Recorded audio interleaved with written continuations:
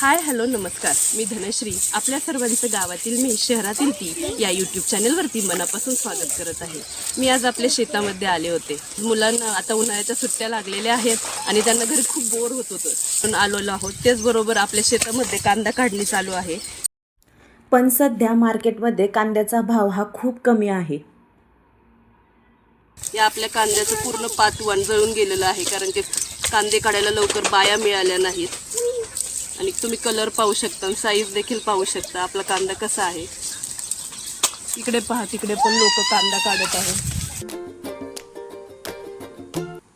आता इथे बघा, मुलांचं मस्त शेतात खेळायचं काम चाललंय. चला तर मी तुम्हाला दाखवते जवळून या.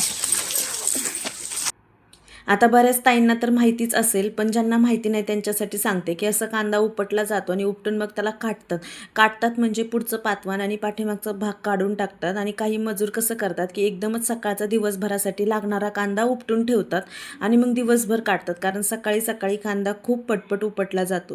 आता तुम्ही पाहू शकता की त्यांनी सगळ्यांनी मस्त छत्र्या वगैरे पण लावलेल्या आहेत, कारण ऊनच इतकं आहे ना, त्याच्यामुळे तेवढंच उन्हापासून संरक्षण मिळतं त्यांना. आणि मग कांदा काढून डायरेक्ट पिशव्यांमध्ये टाकला जातो आणि या पिशव्या अशा ट्रेलरमध्ये भरतात आणि ट्रेलर पूर्ण भरून झाल्यानंतर तो वखारीमध्ये खाली केला जातो. तर आता आमची वखार पण मी तुम्हाला थोड्या वेळाने दाखवते.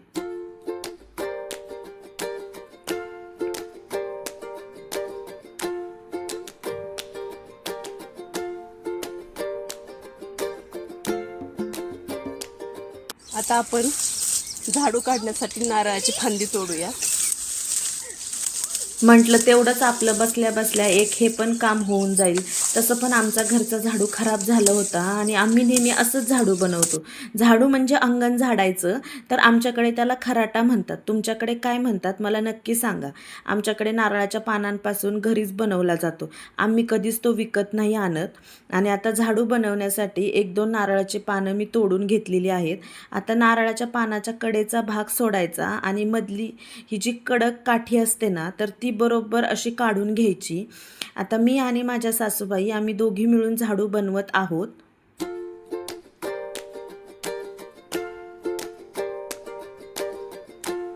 आणि मग त्या झाडूला 1-2 दिवस वाळून द्यायचं उन्हामध्ये आणि मग पॅक बांधून घ्यायचं दोरीने किंवा सुतुळीने.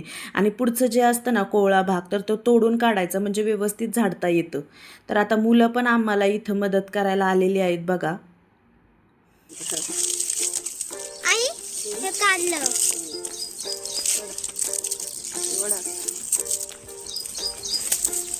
हा काढलं.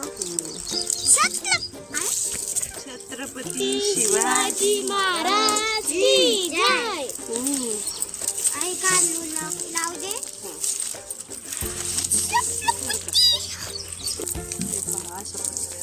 झाडू बनवणार आहोत.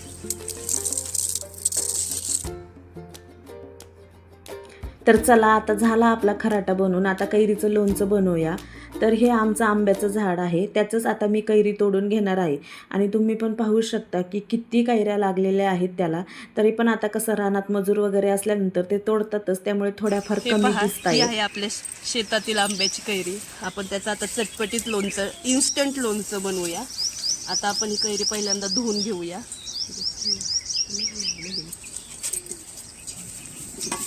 चला, आता कैरी कापून घेते. व्यवस्थित बारीक बारीक फोडींमध्ये कट करून घ्यायची. आता हे पाहू शकता तुम्ही, माझी कैरी कापून झालेली आहे. आता याच्यामध्ये मी थोडंसं मीठ ॲड करणार आहे आणि थोडीशी लाल मिरची. आता ही जी लाल मिरची आहे, तर तुम्ही म्हणाल की ताई खूपच लाल लाल झालेलं आहे, पण ती काश्मीरी लाल मिरची आहे. फक्त कलर लाल आहे, पण खायला काही तिखट नसते. आणि एकदम थोडंसं तेल टाकलं, 3-4 थेंब बस. तुम्हाला जर आवडत असेल तर तुम्ही याच्यामध्ये हळदसुद्धा टाकू शकता. ते टाकल्यावर पण छान लागते. तयार आहे. दारू खाऊन सांगेल कसं बनलंय, कसं लागतंय. खूप चांगलं आहे. खूप. युवांचं बघा काय चाललं इकडं. आम्ही तिकडं लोणचं बनवायचं चाललं होतं, तोपर्यंत त्याचं इकडं घसरगुंडी खेळायचं काम चाललेलं कुठे आहे. पाहायला मिळेल का? ही से हाय. आणि ही बघा आपली वखार. आता ह्या 1-2 ज्या वखारीच्या क्लिप्स आहेत ना, तर त्या मी अगोदरच शूट केल्या होत्या. जसं की कांदा काढायच्या अगोदर थोडीशी वखार तयार करायला लागते, तेव्हाच. आम्ही बरोबर अशी दोन्ही बाजूंनी वखार बनवलेली आहे आणि मध्ये बरोबर मोठा ट्रॅक्टर बसेल एवढी जागा ठेवलेली आहे. आता हे जे तुम्हाला दाखवलं ना, त्याला काय म्हणतात ते मला माहीत नाही, पण ते असं साईडला लावून घेतलं की मग याच्यामध्ये आपण कांदा टाकू शकतो. तर हे बघा, ट्रॅक्टर इझिली बसतोय, तो पण पटकन, अजिबात काही अडचण वगैरे येत नाही. वखारीच्या साईडला पण तेवढीच जागा ठेवलेली आहे आणि मध्ये पण तेवढीच जागा आहे.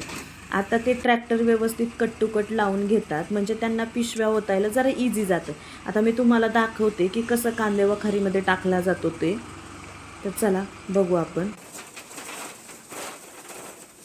तर आता हे बघा, असं पिशव्यांमधून डायरेक्ट ओतला जातो आणि खराब वगैरे होऊ नये म्हणून त्याच्यामध्ये BC पावडर असते ना, तर ती टाकली जाते. त्याच्यामुळे मग कांदा भरपूर दिवस टिकतो, लगेच खराब होत नाही. आणि तसंही कांदा लगेच विकायला अजिबातसुद्धा बाजारभाव नाही आहे त्याला आता.